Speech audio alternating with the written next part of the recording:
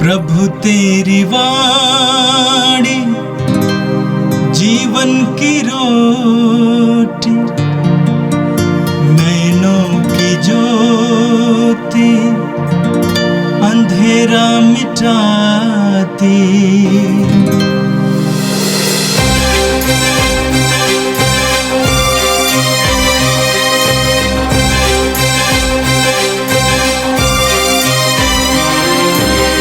प्रभु तेरी वाणी जीवन की रोटी, नैनों की ज्योति अंधेरा मिटाती। प्रभु तेरी वाणी जीवन की रोटी, नैनों की ज्योति अंधेरा मिटाती। वाणी वाणी वाणी वाणी वाणी पवित्र है, शाश्वत है, जीवन का मन्ना है।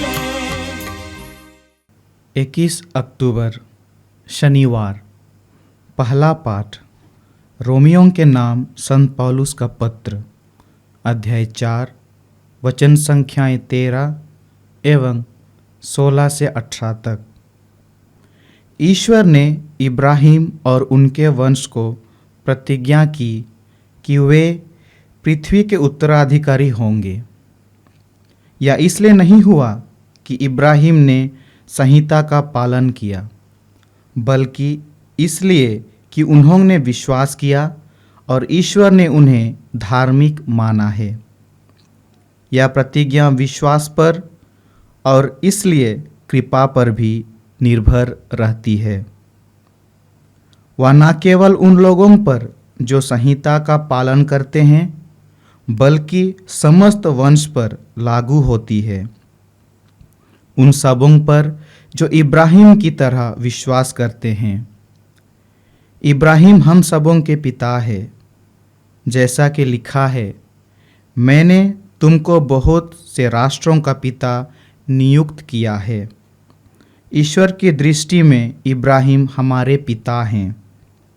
इब्राहिम ने निराशाजनक परिस्थिति में भी आशा रखकर विश्वास किया और वह बहुत से राष्ट्रों के पिता बन गए, जैसा कि उनसे कहा गया था, तुम्हारे असंख्य वंशज होंगे। यह प्रभु की वाणी है। संत लूकास के अनुसार पवित्र सुसमाचार,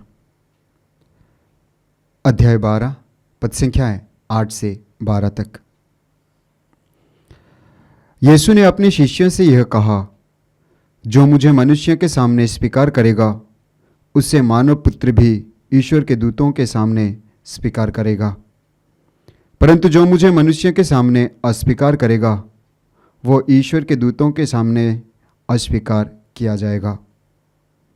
यदि कोई मानव पुत्र के विरुद्ध कुछ कहे तो उसे क्षमा मिल जाएगी, परंतु पवित्र आत्मा की निंदा करने वाले को क्षमा नहीं मिलेगी।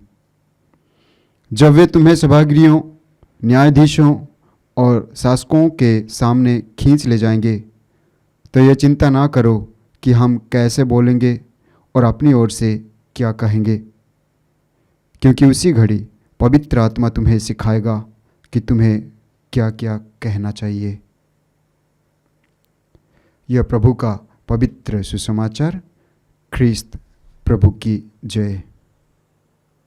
ख्रीस्त में मेरे प्यारे भाई और बहनों, आज के पहले पाठ में हम लोगों ने सुना, जो कि रोमियो के नाम संत पौलुस का पत्र से लिया गया था। संत पौलुस लिखते हैं कि ईश्वर ने इब्राहिम और उनके वंशों को प्रतिज्ञा किया कि वे सारी पृथ्वी का उत्तराधिकारी बनेंगे। और प्रभु का वचन आगे कहता है कि यह इसलिए नहीं हुआ कि इब्राहिम संहिता का पालन किए, बल्कि यह इसलिए हुआ कि इब्राहिम प्रभु में विश्वास किए। और यह उन लोगों के लिए भी लागू होता है जो प्रभु में विश्वास करते हैं। आगे हम लोगों ने सुना कि इब्राहिम हम सबके पिता है, और प्रभु का वचन आगे कहता है कि कठिन परिस्थितियों में भी इब्राहिम प्रभु में विश्वास रखकर आगे बढ़े। आज के पहले पाठ में इब्राहिम के विश्वास के बारे में प्रभु हमें बताते हैं। वास्तव में यह विश्वास क्या है? हम कहते हैं विश्वास करो, विश्वास करना चाहिए, हम विश्वास करते हैं, अपने विश्वास को मजबूत करना चाहिए, यह सब कहते हैं। विश्वास क्या है? हम पढ़ते हैं इब्रानी अध्याय 11 पद संख्या 1 में प्रभु का वचन कहता है, विश्वास उन बातों की स्थिर प्रतीक्षा है जिनकी हम आशा करते हैं और उन वस्तुओं के अस्तित्व के विषय में दृढ़ धारणा है जिन्हें हम नहीं देखते। यानी विश्वास यह है कि एक सच्चाई यानी ईश्वर जिनको हम नहीं देखते, जिनका हम स्पर्श नहीं कर पाते, बल्कि आशा के साथ उनका इंतजार करते हैं कि वो हमारे जीवन में कार्य करेगा, हमारे परिवार में कार्य करेगा। यही विश्वास है। और वास्तव में प्रभु करते हैं, और वास्तव में प्रभु करते हैं। जिस तरह प्रभु ने इब्राहिम के जीवन में प्रभु ने कार्य किया, उसी तरह प्रभु हमारे जीवन में कार्य करते हैं जब हम आशा के साथ प्रभु का इंतजार करते हैं, दृढ़ विश्वास करते हैं। और यही कारण है कि प्रभु का वचन कहता है विश्वास के अभाव में कोई भी ईश्वर का कृपा पत्र नहीं बन सकता। हम पढ़ते हैं इब्रानी अध्याय 11 पद 6 में। यानी प्रभु पर पूरी तरह भरोसा रखना, प्रभु में जुड़े रहना, हर परिस्थिति में, कठिन परिस्थिति में, बीमारी में, परिवार में जो तंगी की हालत है उस तंगी की हालत में, परिवार में लड़ाई झगड़ा होता है उस लड़ाई झगड़ा की परिस्थिति में, जैसा भी परिस्थिति हो, जब हमसे सामना नहीं किया जाता है, परेशान हो जाते हैं, टूट जाते हैं और हमारे शक्ति से परे है, तब हम प्रभु को ढूंढते हैं ताकि प्रभु कुछ करे। यही विश्वास है, यही विश्वास है। मेरे प्यारे भाई और बहनों, विश्वास हमारे जीवन में चमत्कार करता है। विश्वास हमारे जीवन को एक नई मोड़ की ओर ले चलता है। विश्वास जीवन को पूरी तरह बदल देता है। विश्वास परिवार को पूरी तरह बदल देता है। वो विश्वास प्रभु में है। तो आज प्रभु हम सबको अपने विश्वास को जांचने के लिए बुलाया है, एक मौका दिया है। मैं प्रभु पर कितना विश्वास रखता हूं या मैं प्रभु पर कितना विश्वास रखती हूं। आज प्रभु हम लोगों को अपने आप को देखने के लिए मौका दिए हैं। हम प्रभु के वचन को सुबह सुबह 5 बजे उठते हैं, सुनते हैं, प्रभु के वचन पर मनन चिंतन करते हैं। केवल सुनना काफ़ी नहीं है, प्रभु के वचन को केवल सुनना काफ़ी नहीं है, विश्वास का होना बहुत जरूरी है। मेरा विश्वास कितना गहरा है, मेरा विश्वास कितना सशक्त है। हम पढ़ते हैं लूकोस के सुसमाचार में अध्याय 17 पद संख्या 6 में प्रभु यीशु हमारे विश्वास को राई के दाने के साथ तुलना करते हैं। प्रभु यीशु कहते हैं, यदि तुम्हारा विश्वास राई के दाने के बराबर भी होता और तुम इस शहतूत के पेड़ से कहते उखड़कर समुद्र में लग जा, तो वो तुम्हारी बात मान लेता। मेरा विश्वास क्या राई के दाने के बराबर भी है? अगर उतना भी होता तो मैं जो कुछ भी बोलता वही होता। यानी हमारा विश्वास उतना भी नहीं है। लेकिन परेशान होने की कोई जरूरत नहीं है, परेशान होने की कोई जरूरत नहीं है।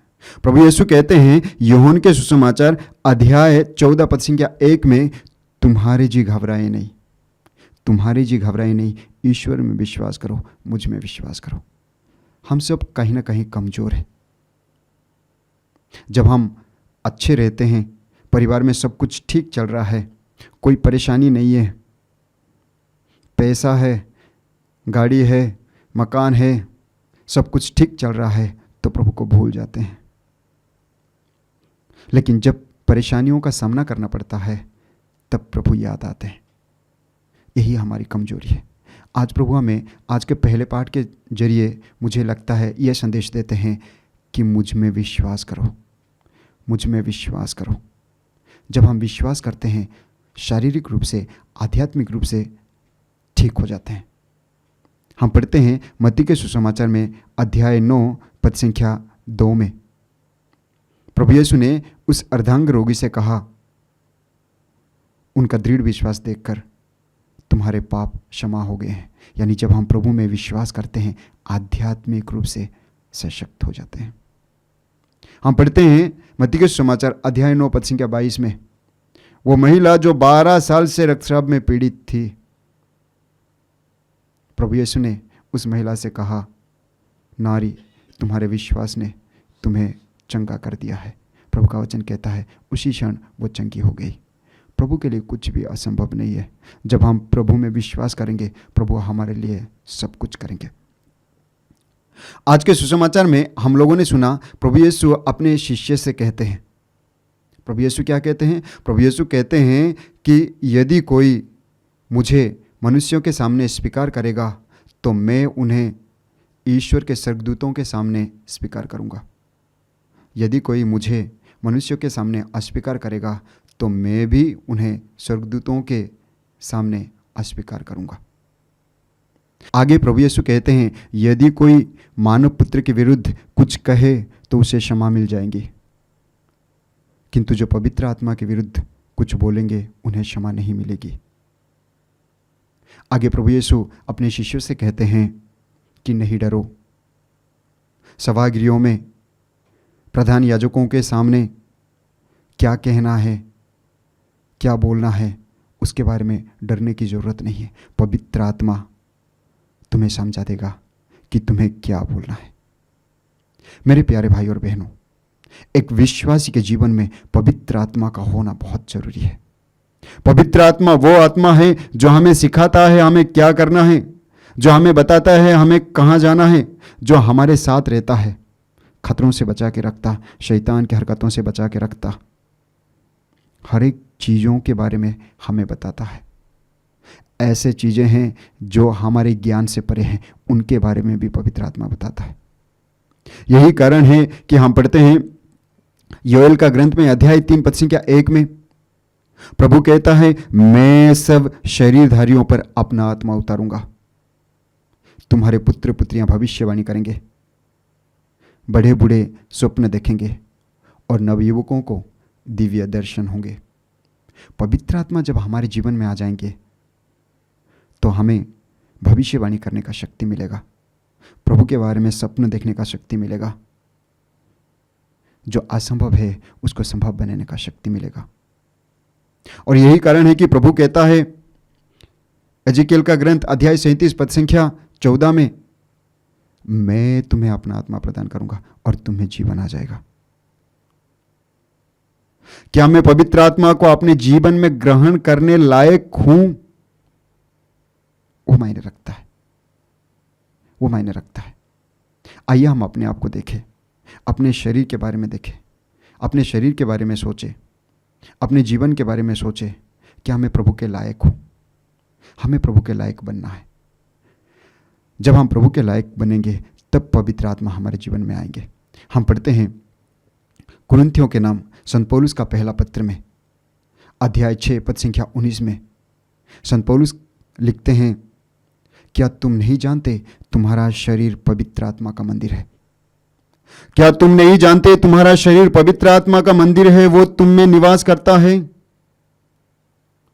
और तुमको ईश्वर से प्राप्त हुआ है। इसलिए अपने शरीर पर तुम्हारा अधिकार नहीं है।